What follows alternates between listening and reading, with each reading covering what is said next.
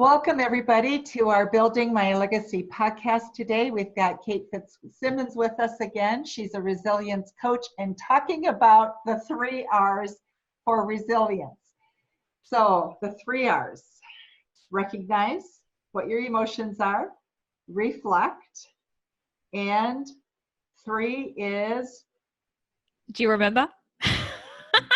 You always forget the third one. I know. I have so many acronyms. Redirect.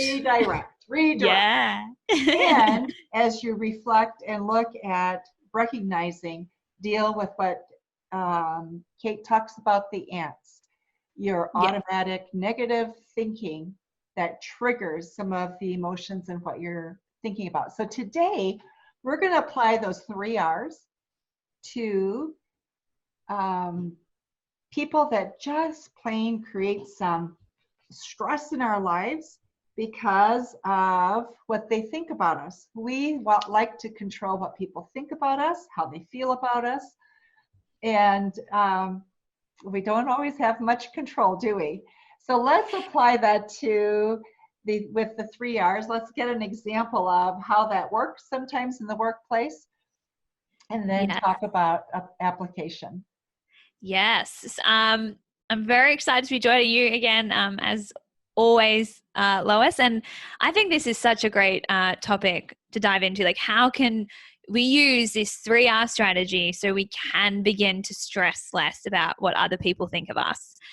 Because I was thinking about it. I'm like, truthfully, if you want to become a resilient employee or manager or leader of a company, you've got to be willing to be judged, to be ridiculed, to be criticized, to be willing to speak the hard truth or receive feedback from someone and not let it cripple you for days, right? But this isn't always easy. In fact, it isn't easy at all. Yeah, I think every single human listening to this podcast it's a topic that they can relate to. We all kind of battle some insecurity or worry what other people are thinking or what we think they might think about us. I think it's basically close to the number one thing that we all try to control in life.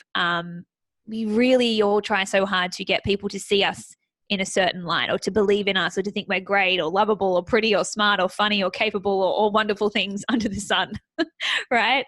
It often sounds like things like, even if we're just like out and about in public and then someone kind of looks at us on a train kind of weird and you're like, what, they don't like my outfit? What are they thinking of me? Like, our brain is just so incessantly always thinking, did I say that right? Am I too loud? What will people think if I try that and I fail?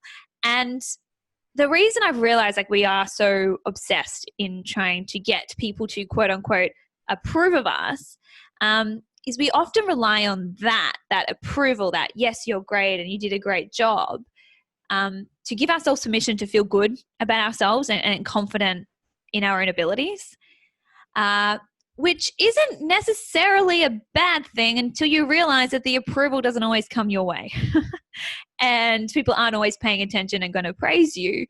In fact, sometimes, they might not approve of us at all or say something we don't like, oh, you're not actually a very good speaker, or you're not good enough to get that promotion, or you're kind of socially awkward, or whatever it is, then suddenly we often are then left feeling pretty hurt and rejected or angry about what they've said about us.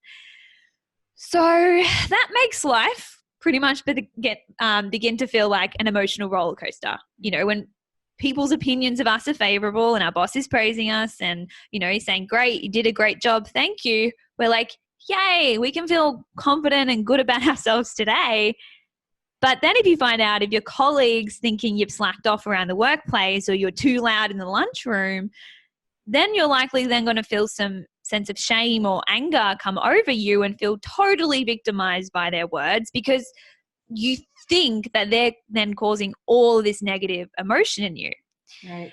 But using my 3R strategy, I really want to show you why, truthfully, the only person who can hurt your feelings is yourself, and why there's no need to really obsess over what other people think of us because it's not actually even about us. And I know I've just said kind of two somewhat controversial statements, but I will break it down. Okay. So it does make more sense. And no, again, this isn't any sort of putting any sort of blame onto you guys. It's helping you get your power back. The one thing we all crave most in the world is a sense of control. And that's what this 3R strategy is all about. But firstly, I want to, of course, start with the first R, which is of recognizing our thinking by just pulling out, as we've been practicing now for the last few episodes, the factual circumstances of the situation from our story about it, to see the truth that no one else's words have the power to make us feel anything. Only the meaning that we attach to their words does. And we all typically get into the habit of attaching someone else's opinions to mean something about what I call like our enoughness. Like, oh, that means I'm good enough, or I'm not good enough, or I'm pretty enough, or I'm funny enough, or whatever. Like, we attach our worth to what someone else is saying about us. And that attachment is the true cause of any hurt or shame or outrage or frustration or whatever it is we then feel in response to their words. So for example, your boss may say like, you know, your sales report wasn't up to scratch. And the temptation is to blame your boss for then causing you to feel upset. Like you might go to, like you're calling him, I'm so upset because he said it wasn't up to scratch. But the truth is the words anyone speak, what comes out of anyone's mouth, it's just, again, it's a circumstance out there in the world beyond our control. And those words are just neutral in within themselves. They're not good or bad until we have thoughts or attach the meaning like, well, I knew I wasn't good enough to be in this position. And it's those thoughts and that meaning we attach that then is going to cause us to feel that shame, not his words themselves, right? Because we know this, because if instead you were like, oh, well, I'm going to put my head down and show you what I am capable of, you'd feel differently, right? You'd feel maybe determined or committed. Same words spoken out loud, different thoughts, so they're different feeling and reaction. Yeah. So that's how we know it's always coming from our own interpretation of their words. Or, you know, you might hear your colleague say, who does she think she is going for that promotion? Or she's so full of herself. And again, those words completely neutral until you have thoughts like, well, maybe there is something wrong with me and I am too much for some people. Maybe I shouldn't be so ambitious. Maybe I should just fly under the radar. And again, it's our thinking and meaning we're attaching to their words, and the way we're making it mean something about our own value or worth in the workplace. And as a human, that's the true cause of any shame or insecurity. And I could go on again for with examples forever like this. You know, there's so many different ways that we see it. Or even I often see it's not even in the things that we do that we're worried about people thinking. It's the things that we often don't do. Like sometimes you hold back from even doing that thing because you're scared of what you think people might think about you. You know, it's not even something that's definitely necessarily happened, but we play out a scenario and then we're like, oh, well, if I don't get the promotion, then someone's going to think I'm a failure. But again, it's not them thinking you're a failure that causes you to feel shame. It's then you believe that and you attach meaning to that and you make it mean, well, I am not good enough, which then will cause any sort of negative emotion in you. Right. So this is why, like you called it critical thinking earlier. Sorry? And then you lose control. Yeah, exactly. The minute we blame something outside of us that's not within our power to control for how we feel, we are the ones rendering ourselves victim and powerless and out of control.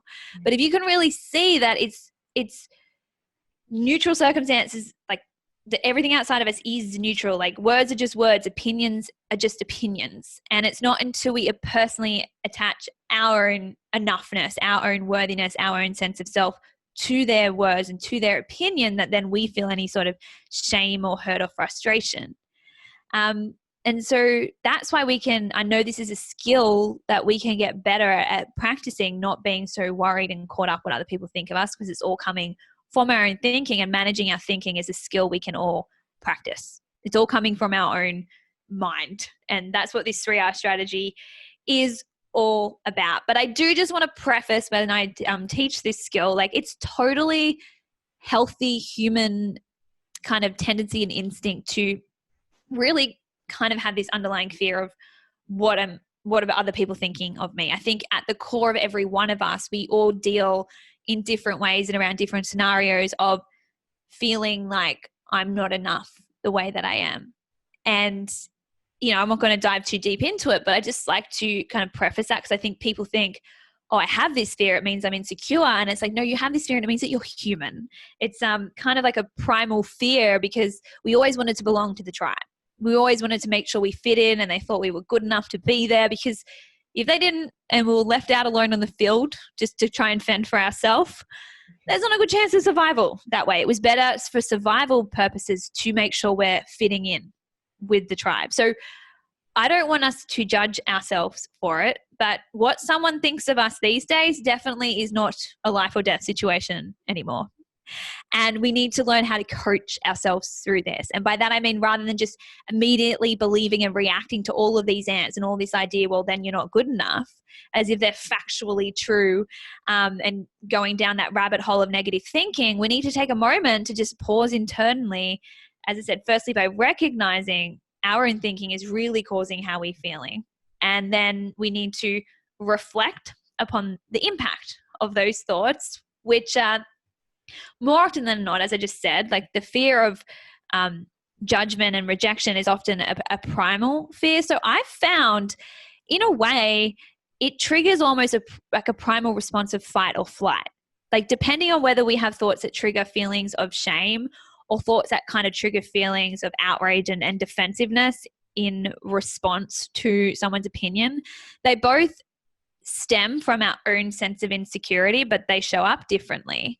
So I want to kind of run you through an example of this. So if we reflect upon, you know, okay, so how do I act in front of my colleagues when I'm feeling ashamed because I'm making what they said mean, well, I'm not worthy of that promotion, I'm not good enough.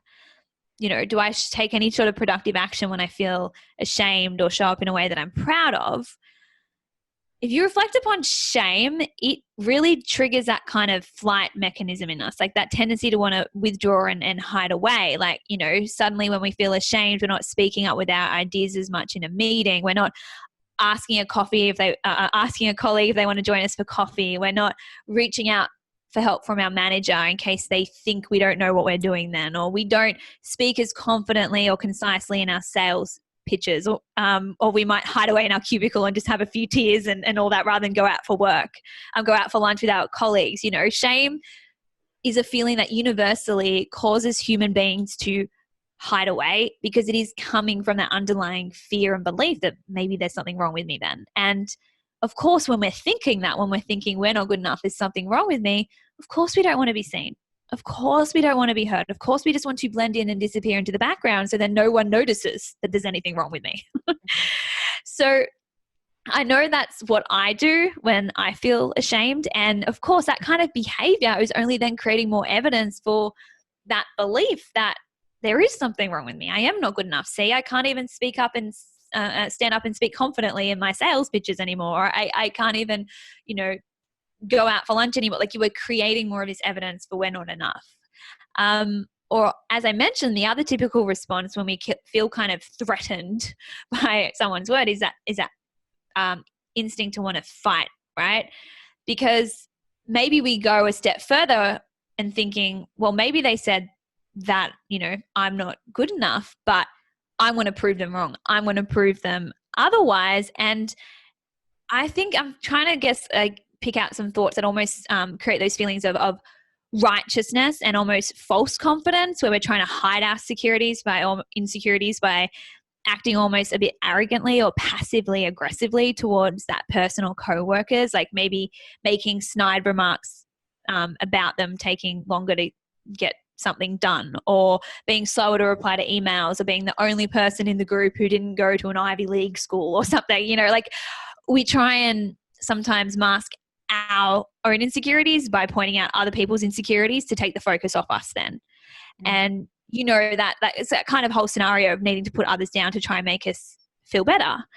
I find that often comes from if we try and fight that insecurity and project it back onto someone else, which again is just asking yourself that question of reflection of, do I take any sort of productive action or show up in a way that I'm proud of when I'm thinking and feeling shame or insecurity?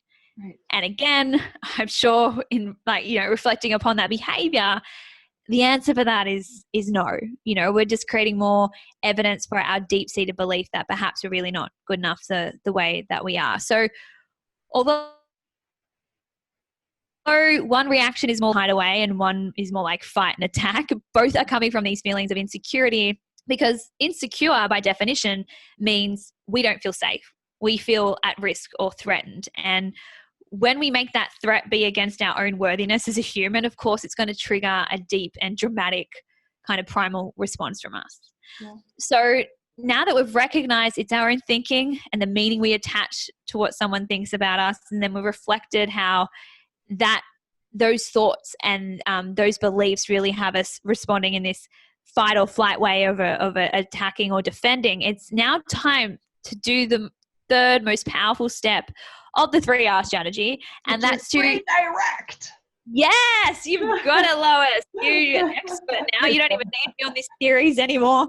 And it is continually redirecting our mind to find more useful, calming, empowering things to focus on, which will drive far more productive, helpful action, or in the very least, not have us acting as such a hot mess, as I like to say. When someone says something and you're immediately being very, dramatic or just feeling, totally like crushed by it constantly. Like, I think it's always okay to have that initial sting of, hurt or rejection or whatever it is, but you have the power to change that. You are never victim to the way that you feel and respond to something. So you're never victim to what comes next with that. So there's two things I just want to kind of offer you that I find useful to redirect my mind to whenever I'm putting myself out there and someone's judging me for it or having an opinion that's coming at me. Maybe, you hear your colleague gossiping about you or saying something that you just know isn't true. I always love to remind myself, what other people think of me is none of my business and not even about me. And I know a lot of people are like, oh, what do you mean it's not about me? Like, they're directly talking about me. Like, they are directly saying I'm not good enough. They're directly saying that, I'm too hard to work with or whatever it is. How can it not be about me?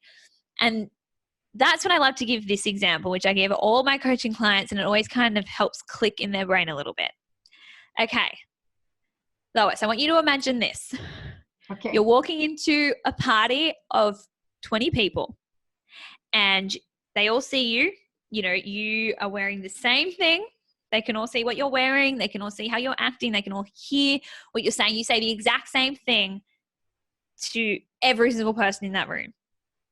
Now, if you are ultimately the one that's controlling the opinion of what they think about you, then they will all have the exact same experience of you, because you are the constant, right? Yeah. If you are controlling it and you're acting all the same way towards them, then you should get 20 same opinions about you. Right. And you never do. You get that. You never do. No. Right. And what happened that I don't do that? But you're right. You don't get it. You will get literally 20 different opinions. Like, this is true, because that's how we know. Like, then other people's opinions really are more about them and less about you. You might be wearing a dress that they own, so they immediately think you're awesome and have amazing fashion sense, and hey, she's the kind of person I want to get to know. Or you might remind them of a friend's friend who just drives them crazy, and they're instantly going to just shut down and find you annoying. Or, even they might like distrust all blonde people because they had an ex that cheated on them with someone who was blonde, and they don't even want to look you in the eye. Notice what all of this tells us about them, their preferences, their beliefs, their experiences, their values, their minds, right? So other people's opinions are about them, and they are based on factors beyond your control. So if you get one thing out of this episode, I really hope it's seeing that you can really give up the need to try and control other people's opinions, because you can't. You can't get inside someone's mind and take control of it. So you have no power over what they think of you, you only have the power over how you choose to respond to their opinion. And I just find it so empowering to simply remind myself when someone says something unkind or unfair or what we think is uncalled for, this is really just a reflection of their own insecurities. And you don't need to take it personally, because it's not even about you. I know Brene Brown has a beautiful saying, I think it's from her, of, hurt people hurt people. And we don't know what's happened in the past or what's going on in their lives or their minds and why they feel the need to say that. And that's not within your control. All that is your ability to see that their opinion is not directly about you. So that's why it really is none of your business. And once you fully understand that you don't actually have to take their opinions personally, because it's not about you, you can really release that obsessive need to try and control what they think. And that then gives you the freedom to remain focused on you and how you want to show up at work and what you want to achieve with your career.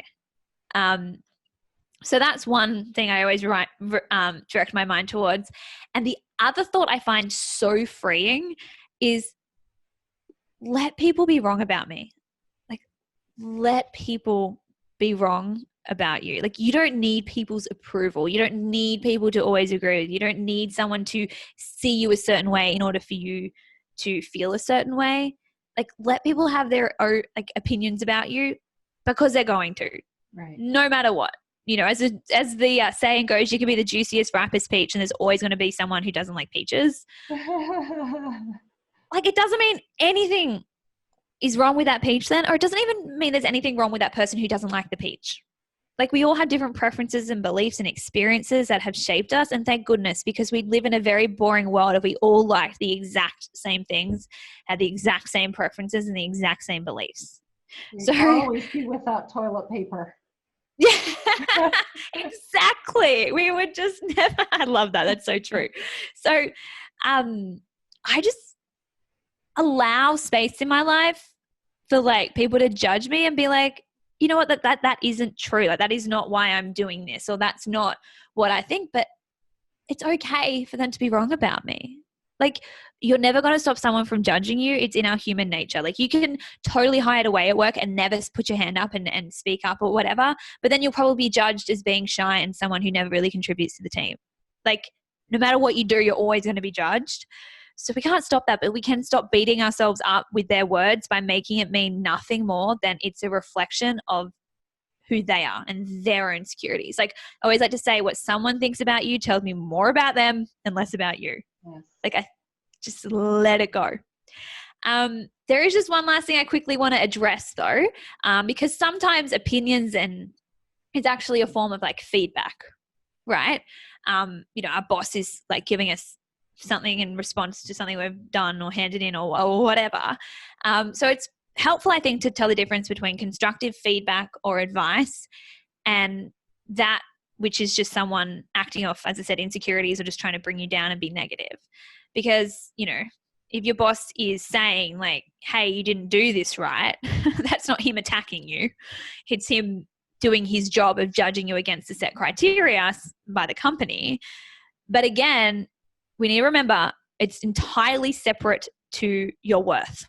Like, what you do out there in the world, it's just information about that. It's not information about who you are as a human being. Your worth just is. So we don't need to go down that rabbit hole like we used to at high school and be all dramatic in that way. We need to remember it isn't about me. It's just about something that I've done. And then I find a powerful question to ask myself if I do get any sort of feedback, because sometimes a boss maybe begin to stepping into that just mindlessly criticizing or being negative. So that's when I like to ask myself, okay, is there something in what they're saying that rings true to me that I need to check myself on? Like, maybe I did act a little bit, over aggressive, or I didn't really listen properly in that meeting. Like, again, it's kind of reflecting, okay, am I proud of how I showed up there? Is there something in that feedback is actually going to help me learn or grow towards my goals?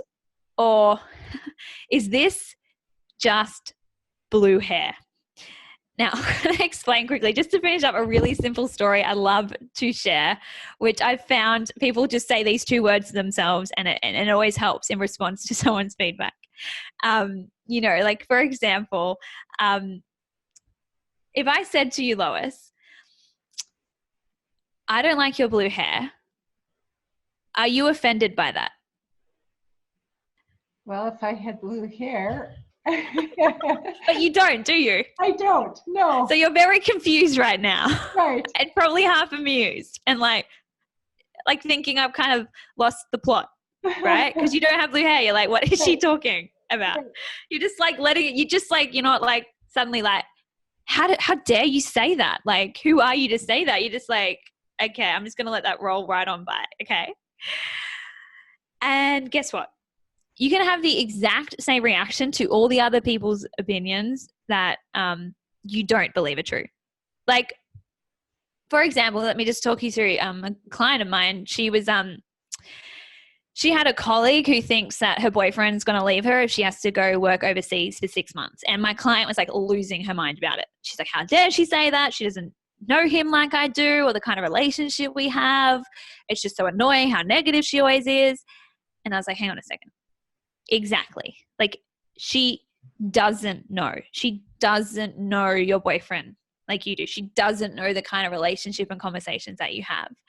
And if the negatives are what she typically focuses on, it's not her being annoying. It's her being her. This is just her pattern of thinking and how she sees the world by default. It has nothing to do with you or your boyfriend, and it has everything to do with her and her brain. And like I said, this is good news because you don't have to take her comments personally at all. You can just choose to see that opinion as being as silly as her saying you have blue hair.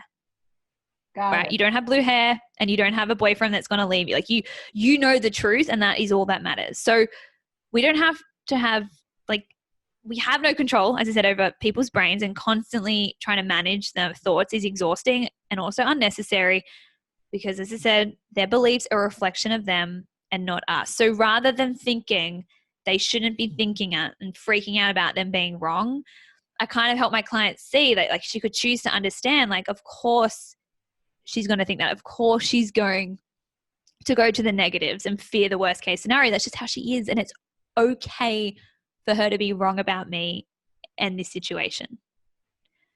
Like, that thought is going to help you show up more as the kind of colleague and employee that you want to be, regardless of how other people are behaving. And to me, that is true empowerment. So I just want to finish with, the next time someone gives you an opinion that you think is crazy or untrue or unfair, rather than trying to waste energy trying to convince them otherwise and get all frustrated when you can't, just let people be wrong about you.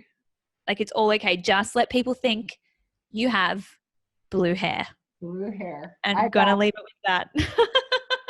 Kate, I will never look at blue hair again. I know. And if anyone's listening that has blue hair, like, change it to green or whatever. I don't have anything against blue hair. It's just one of the least typical hair colors. But whatever. I could even say, I don't like your brown hair to you, Lois. And you'd just be like, because again, you don't have brown hair. But yeah, it's just one of those things where it just like go, like, they can think whatever they need to about you. And it's not even like, just allowing space for that is so empowering. So, but here's the interesting thing is when you smile and chuckle because blue hair came to your mind, you suddenly change your attitude and your disposition. So now you're more open to being creative also. So it's brilliant. It's very cute. Yeah. Those funny little things, they help. And just like little sayings where, if someone's like, how'd you get through that? And you're like, blue hair. They'd be like, what are you talking about? But I've had like clients a few months later that are like, blue hair has changed my life. So I hope it helps someone else out there with this as well. Kate, thank you so much. You are just wonderful. And I look forward to our next session as well. Yeah. Thank you, Lois. I'm excited to be back. Thank you.